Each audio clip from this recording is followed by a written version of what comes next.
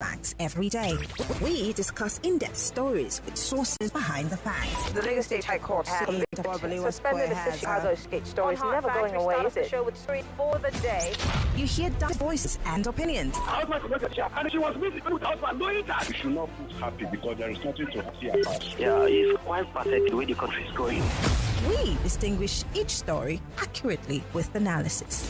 It's Hard Facts with Marianne Okon on 99.3 Nigeria Info.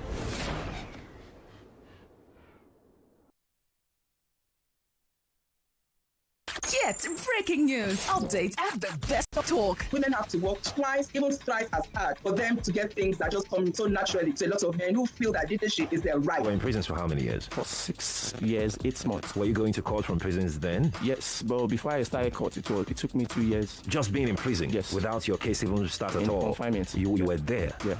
Here on your number one station for talk, 99.3 Nigeria Info. Let's talk.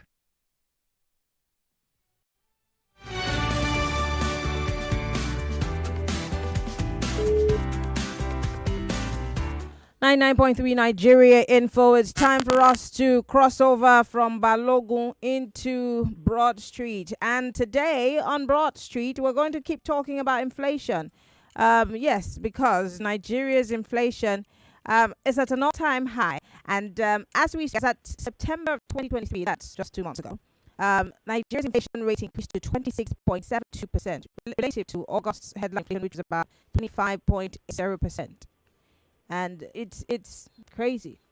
Food prices have soared. And you heard me talk about the price of bread, a loaf of bread, as opposed to the price of a yacht that Mr. President is going to be using today.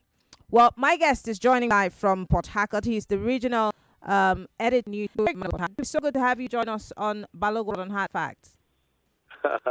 Marianne, good evening. Good evening, sir. Thank you very much for joining us. I know you're busy and you're in the field, you're doing a lot of things, but we just needed to hold you and just pick your brains on what's happening in the country.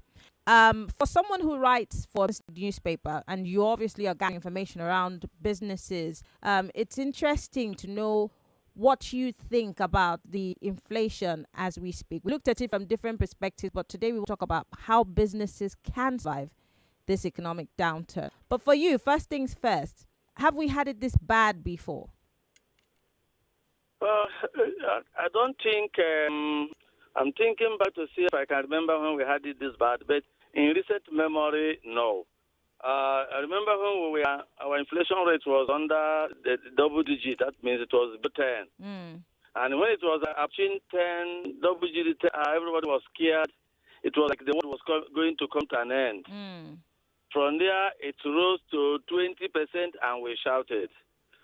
And now it began another journey. Actually, when it began to rise, when I assessed the environment, I told them that our inflation rate was going to hit 30% before March 2024. And it began to go. It may interest you to know that the 26.7 or call it 27% is average. An expert talked to us last 2 weeks, and he said that 26.7 is it deceives. It's not the true reflection of things. He said some sectors, especially food sector, that the food sector is 35% and above. Wow. So this 26.7 is average. There are some having too much inflation. Then average, we say, okay, if a bag of rice was 23,000 naira a few months ago, and now 50,000 to 54,000, is that not over 100%? So some food items have recorded by 100%. Some have recorded 50%. So the food sector is an average of about 30 to 50%, while total aggregate for the entire economy is 26.7. See going. That's number one interpretative scenario. The second thing you must contend with is that inflation goes in circles. Now, when you touch a turnkey issue is like fuel that affects inflation.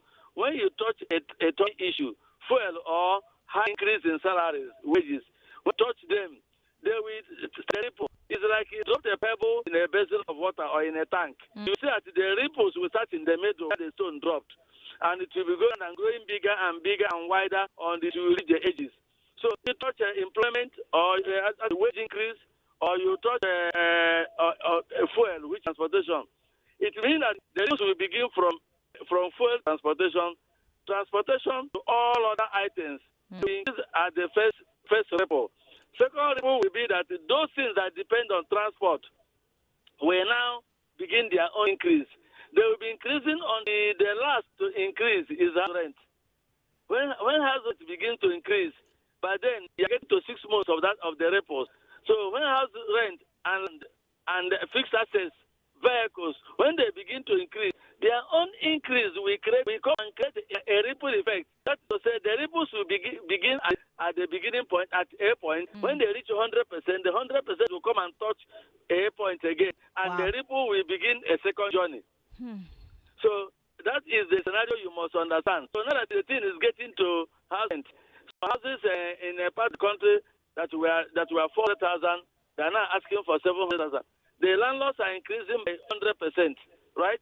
So people are moving from houses people are moving from 3-bedroom flats to 1-bedroom flats. Yeah. People are moving accommodation because they can't pay the blistering amount that the landlords are asking. Yeah. So cars have moved to 14 million, so you can buy a new car easily. So this second repo brings to your question, which is what is the impact?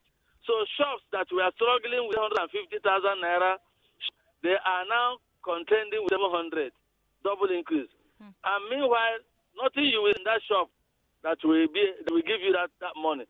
So people decide to pack out, or they go and they leave their shops and pay.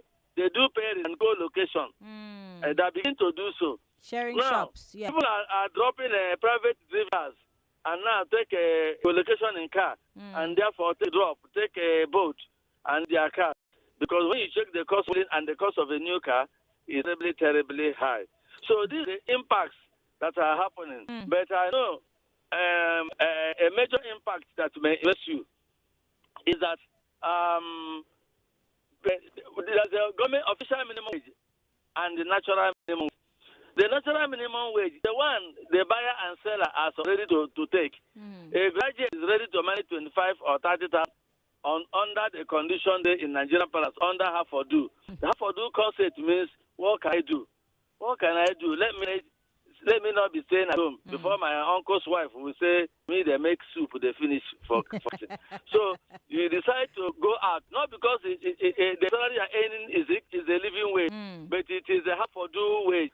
Now, all those people who manage that 25 to 30,000 as their own man wage, despite their degrees, what is happening now, and I'm a live witness, is that before they used to use 10,000 naira per month for transportation, and they now use 20,000 to manage us. Now, transportation in most parts of Port, once you need to do 2 to 3 drops to get your place of work, you are automatically going to spend 27 to 30,000. Wow, that's all me. That's all the money. Wow. I'm telling you, I am eyewitness account of who have resigned. So in order to drop a resignation letter, they still stopped going to work. Because the entire money for the month, we go for transport. What about lunch or small bole? In Port Harcourt, bole is our own snack. Bole and fish. So if you need to take bole during break, and where do you get that money when transport alone has consumed this money? So they simply stop working. So a new generation of unemployment is being created at the bottom of the pyramid in the working career category. The bottom of the pyramid, they have no voice. They're not the people. They're not ASU. They're not a Nigerian Labour Congress who will have somebody to speak for them. They are ordinary Nigerians who survive by working in places where they manage 25 to 30,000. They're not covered by labor. So that is what is happening now. Those people are dropping without anybody taking statistics, without anybody caring about them, without anybody asking or palliating for them. So they are dropping out of work right now. They are the number one victims of the high push up and other things. There are also those who, when they are sick, they buy malaria 115 naira, malaria sachet 115 naira. And because in Nigeria now, malaria has reached an irrevocable accord with typhoid. So it is. I knew that when we were growing up, malaria was a different sickness, typhoid was a different sickness. But in Nigeria now, because of the way some political parties are merging, malaria and typhoid have decided to merge into one force. So you can never be sick of malaria without being sick of typhoid, and vice versa. Therefore, where you needed to use 550 to 850 naira to treat malaria, you must now use 3,005 to buy malaria and typhoid, as if they are the same sickness. Wow. So you can see that people are no longer able to afford that kind 2535 to buy that kind of malaria. So they now discovered that and Dogoyaro and Abo were that their fathers used were actually very wonderful. So you see, when you're talking about poverty, now education and school, the schools can't cope with that. So private schools are increasing school fees. And people are now realizing that, after all, public schools, even though it's full of cultism and absentee teachers, but it's not bad after all. Why? Instead of the child to be at home, and the private school is slamming you 200% of the school fees. So I'm looking at the various things that sustain the ordinary Nigerian. And those things, the ordinary Nigerian has been abandoned by the system, and nobody cries for them, nobody wars for them. And that's where they are right now. That's the bus stop where they are. Okay. Thank you. Let me bring you some more statistics, and then you'll help us to break it down. As of yesterday, in less than 2 days, a day before, a certain company here got let go of 50 of their staff in one day. 50. That yesterday, another very big company let go of 21 of their staff. That's about 71 people have no jobs in Lagos, and who knows how many other companies have done that. What happens to those people is the question, because again, like you said, nobody cares for them. Palliatives might not get to them because they're not considered poorest of the poor. But then the federal government had come up with, a categorizing of sorts of people who are jobless, people who are in between jobs. How do you even how do these people survive? And how will these people not become a problem for those who are barely surviving? Because I had a conversation with